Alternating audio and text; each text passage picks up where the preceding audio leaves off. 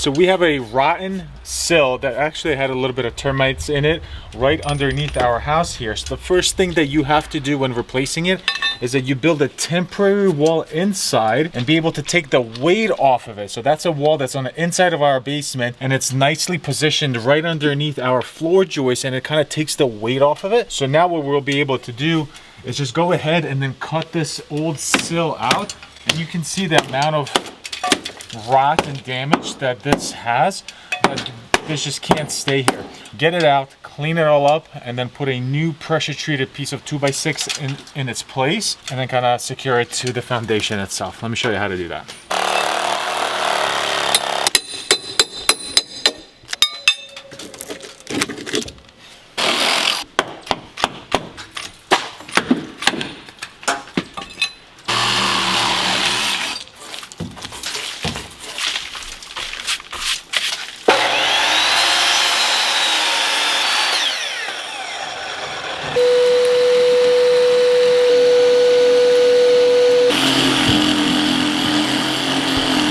See how, I mean, they're flexed down, so it's not as easy to just take it out, put a new one in, because obviously there's a lot of pressure coming down. So what I'm going to do is I'm going to take this pressure treated 2x6, run it through the table saw, and put it a bit of an angle right here on the side to kind of create a wedge or a ramp.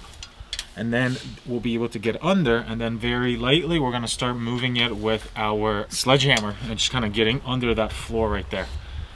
Because otherwise this is just not fitting. But I think that's a good solution for it.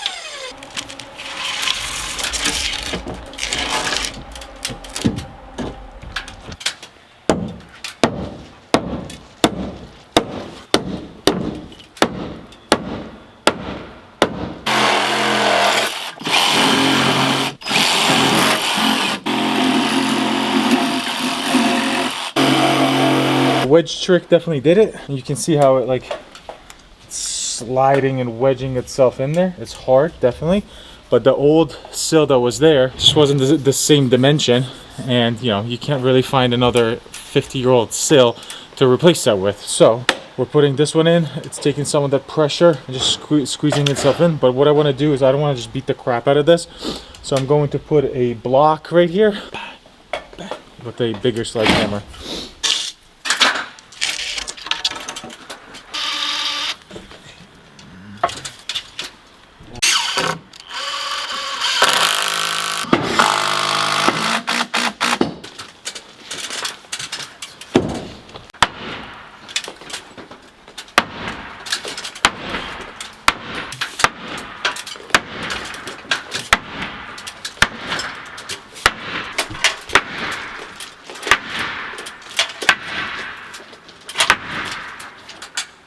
And then